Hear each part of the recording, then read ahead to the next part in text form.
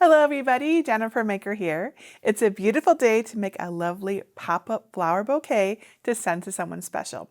I'll show you how to turn flat paper into this gorgeous pop-up flower bouquet, and we'll learn how to make this professional looking gift that looks just like you purchased it at a fancy store, but you'll make it right in your own home.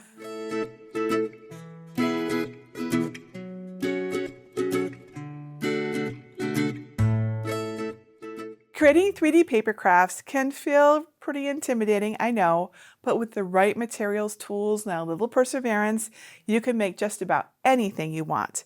And springtime is just the perfect time to learn how to create this lovely bouquet of tulips. You can use my PDF files to cut the designs by hand, but today I'll use a Cricut Maker to cut it faster and more precisely. You can also use an original Cricut Maker, any Explorer series machine, or a Cricut Venture. There's also a small version that you can make with any machine, including a Cricut Joy Extra or the original Cricut Joy. I'll show you how to make a pop-up bouquet with tulips, but if you want to get a few other designs like carnations, lilies, and more, plus learn how to use them, stay tuned to the last step for more details. The most important parts of creating a 3D project like this are taking your time and making sure that everything is secured and assembled correctly. Now, this might look like a lot of pieces, but don't worry. My design uses labeled tabs to guide you through the entire assembly process. Just keep everything organized, match the right pieces together, and take your time when assembling the bouquet. The right glue really helps, so I'll share some tips on why I prefer this glue, which is Barely Art Precision Craft Glue, over the other options. And make sure you have that precision tip ready. You'll need it to get into the tight spots without making a mess. It's also really important to have the right tools and materials. You'll want high quality solid core cardstock. Solid core means that when you look at a sheet of cardstock from the side, you don't see a line of white. It's the same color all the way through. You'll also want a dark colored Cricut compatible pen for the assembly labels to keep everything nice and organized. I'm going to use black, but you can use any dark color that will show up well on green cardstock. I've got a full list of tools and supplies, plus links on where to find everything in my materials list. It's over on my blog at jennifermaker.com/608. That's also where you'll find written instructions with helpful photos and tips if you prefer that to a video. So, are you ready to get started? Let me show you where to get my free files, and then we will cut and assemble this beautiful pop-up bouquet. Step 1. Get my free 3D pop-up flower bouquet designs. First, download my free designs at jennifermaker.com/608. You can either download right from that link by saving the project, or download from my entire free design collection. To find it, look for Libraries in the red bar at the top, and then click either Get a Password if you don't yet have one, or click Enter the Library. Search the page for design number 608 and click the link to download the designs. If you're not sure how to use these files, go to jennifermaker.com/svgs to learn how to download and unzip files. You can print and cut the PDF version by hand, but I'm going to use one of the SVGs with my Cricut cutting machine today. The SVG folder has large and small no-score versions that use dashed cut lines for creases and score versions that use a scoring tool to make them. I'll use the large no-score version today, but use whichever one you prefer. If you want to use the score version, see my tips at jennifermaker.com/scoring tool for how to adjust the SVG in your cutting process. Step 2. Prepare your design. Let's start by adding the design to Cricut Design Space. So open up Cricut Design Space, click the Upload button, and then click Upload Image. Click Browse and find the Bouquet SVG file that you want to use. I'll start with the file with large and no score in the file name.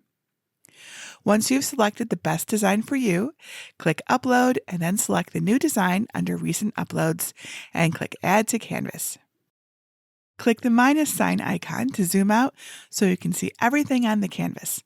Select the whole design and click the Ungroup icon. I recommend always ungrouping a design after you upload it, as it will probably be grouped by default. The 3 teal pieces will be the vase, and the white oval and small red heart will be the label for the front of the vase. The foliage pieces include letters that we'll have the Cricut draw on to help with assembly. The 2 larger foliage pieces without flowers will form the frame of the bouquet. The remaining 6 foliage pieces and flower elements will fill out the bouquet. We'll work on one piece at a time. We need to make some changes to each of the 8 foliage layers, so look for those layers in the Layers panel. Each of those layers will have a small arrow next to the layer name. Click on each arrow to expand the layer. Now look for the letter in each of the expanded foliage layers. You will see the letters A, B, C, D, E, F, G, and H. Find the group with the letter A. Click on the letters in the Layers panel and change the operation to pen so the Cricut knows we want to draw instead of cut the lines. Then click the color box next to the operation menu and select the pen type and color you'd like to use. I'm using a black fine point .04 millimeter pen. You should use a dark colored pen that will show up well on green cardstock. And don't worry if your pen writing is thick or super dark, because you won't see the letters at all once the bouquet is assembled. Do the same for the layers with the letters B, C, D, E, F, G, and H. If you want to do this more quickly, you can hold on your Shift key and click the letter for each of the foliage groups. Then follow the same steps for changing the operation, pen type, and pen color that you did for the letter A. Next, for the layer with the letter A, select the entire grouped layer and then click Attach at the bottom of the Layers panel. This tells the Cricut that the letters should be written on the foliage pieces. This is very important. Don't skip this step. Your newly attached foliage layers will jump to the top of the Layers panel. Do the same step for the layer groups with the other letters one at a time.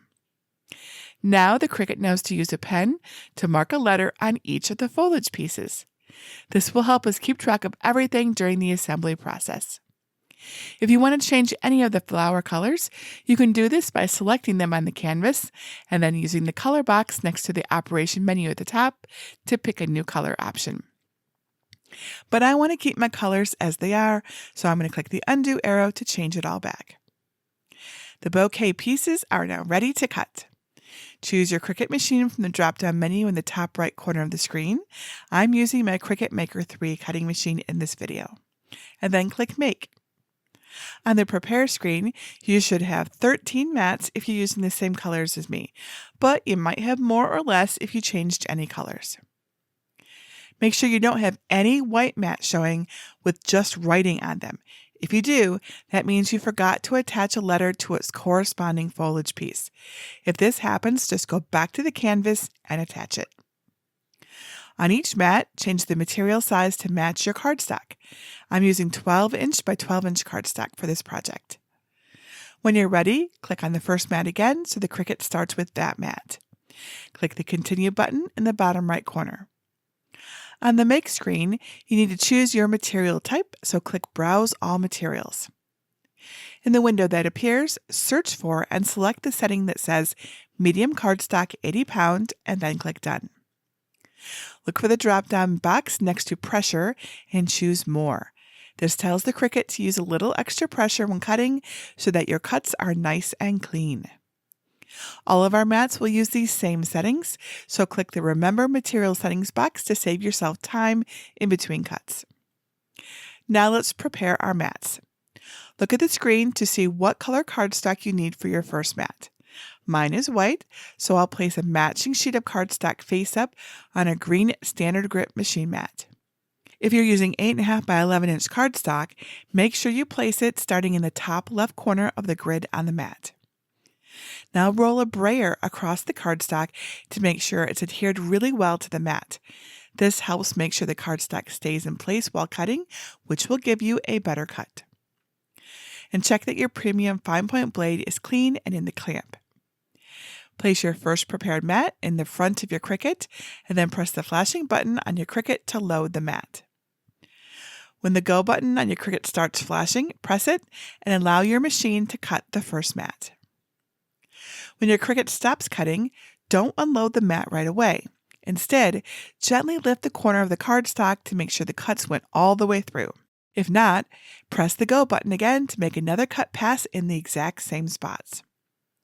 When your mat is completely finished cutting and everything is cut all the way through, unload the mat. And then flip the mat over onto your work surface so the cardstock is facing down.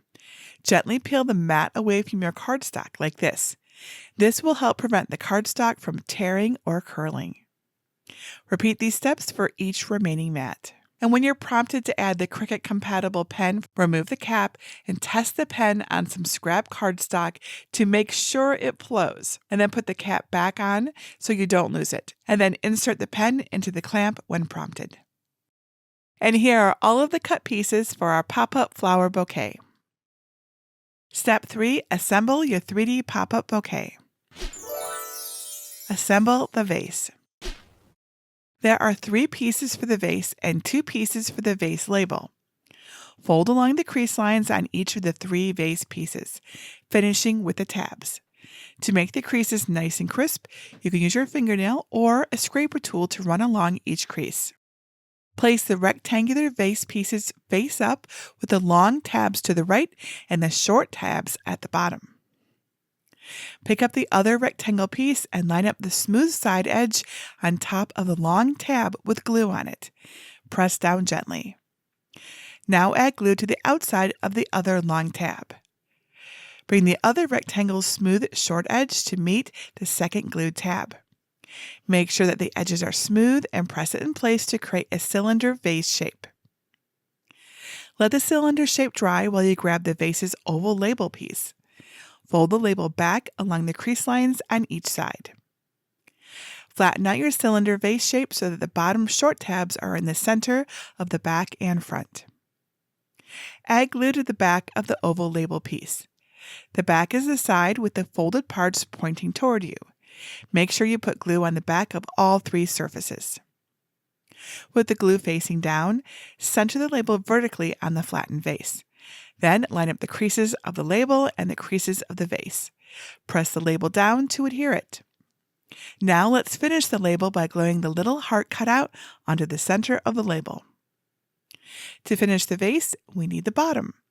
First, add glue to the outside of the front-facing bottom tab.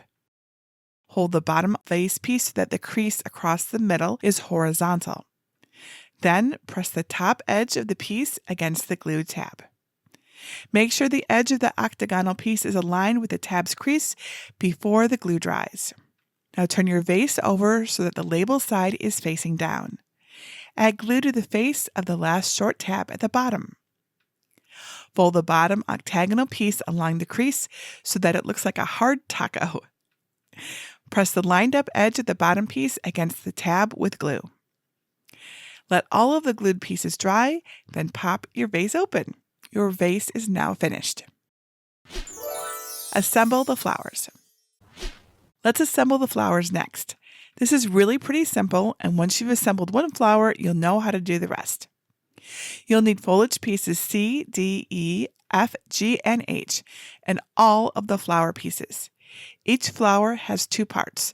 The back part looks like a full tulip flower, and the front part looks like a single tulip petal.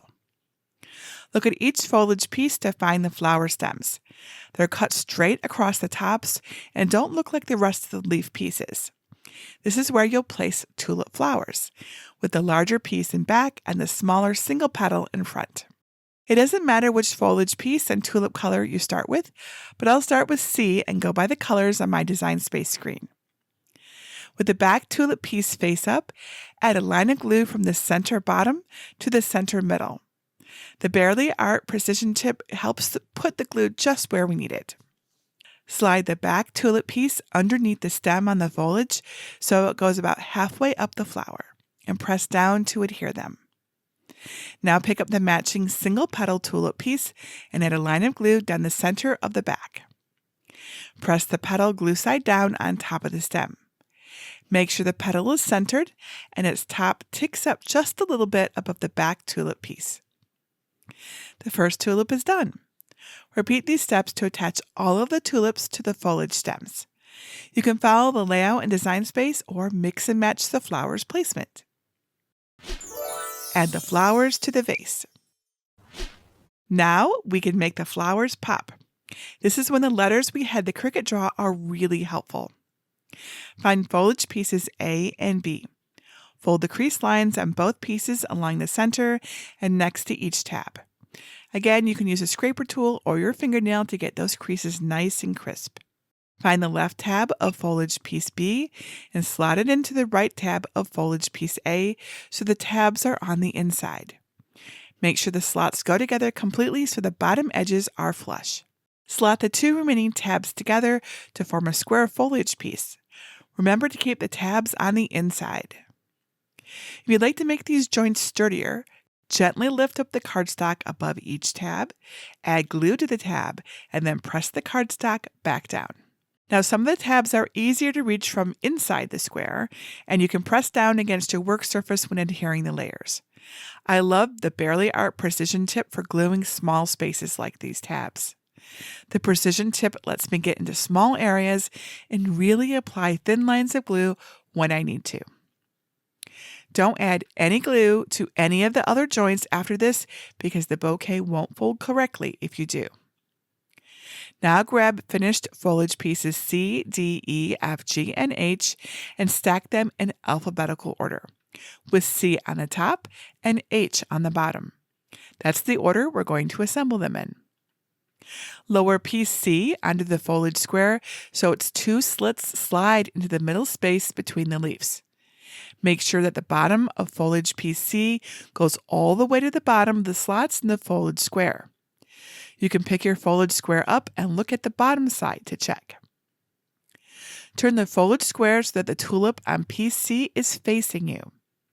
Slot piece D into the center of the foliage square so that it's perpendicular to piece C and its three slits align with the three middle openings. Look at the bottom side of the foliage square again to make sure piece D has completely slotted with piece C.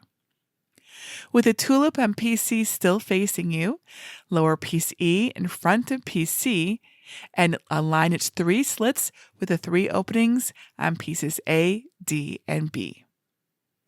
Now grab piece F and slot it behind piece C the same way. Now turn the foliage square so that the tulips on piece D are facing you. If you can't remember which one is piece D, just look at the bottom and see where the letter is. Slot piece G in front of piece D. Take your time here because piece G has 5 slits and there are a lot of pieces to align. I think it's easiest to align an outer slit first, then work your way across piece G, aligning the other 4 slits with their corresponding openings one at a time. Now slot piece H into the last 5 openings. Again, take your time and be careful not to rip any cardstock. For this piece, I think it's best to align the outer slits one at a time.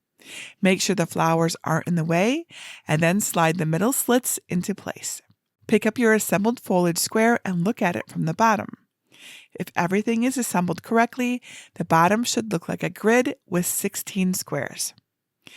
Now, if there are any spots that aren't squares, some of the slits might be misaligned. That means the bouquet won't fold correctly. If this is the case, undo the joints and try again. It's really important for everything to be lined up correctly for this pop-up card to work. Now pop the flowers in the vase and your bouquet is complete. Step 4, finish your pop-up bouquet. Now you can just leave it like this for a decoration, or you can mail it as a gift or a card. To fit the large bouquet in a standard flat right envelope, put your hands on opposite corners of the vase and press inward until your design flattens completely. Depending on how you fold the bouquet, you'll see different views, so play around to see what you like best. Now flatten your vase so that the heart label is on the front. Slide your flattened bouquet into the top of the vase and push it down until the bottom of the foliage touches the bottom edge of the side of the vase. If your whole bouquet won't fit inside an envelope, you can remove the flowers from the vase and stack them on top. Just be sure to keep everything flattened. And when your recipient opens the envelope, they just have to push in on the flat vase's side to pop open the bouquet. Step 5, show it off. Here is our awesome pop-up bouquet. You can display it like this or flatten it and slide it inside an envelope and send it off to your favorite person. I just love the way it pops up. If you made the large bouquet, it will fit inside a standard flat rate envelope. And if you've made the small joy size bouquet, you can use an A7 greeting card envelope. Step 6, customize it. Would you like to learn how to customize your bouquet with other flowers like lilies, carnations, daffodils, and roses? You can. I can teach you how to do this through a special program called Advance with Jennifer Maker. You can get all the details over at jennifermaker.com/advance. The Advanced program helps you advance your crafting skills by teaching you how to make these popular designs unique and special through tutorials and templates, as well as give you advanced access to my vast library of designs, projects, and resources. Now, I may or may not be accepting new members into the Advanced program at the time you see this, but if you're interested, go to jennifermaker.com/advance to learn more and see how it all works. Can you believe that we can create a bouquet of beautiful spring flowers using just cardstock and a little glue? I am so happy that spring is finally here, and this cute tulip bouquet gives me a happy reminder of the nice weather every time I look at it. I'm so excited that it's warming up again.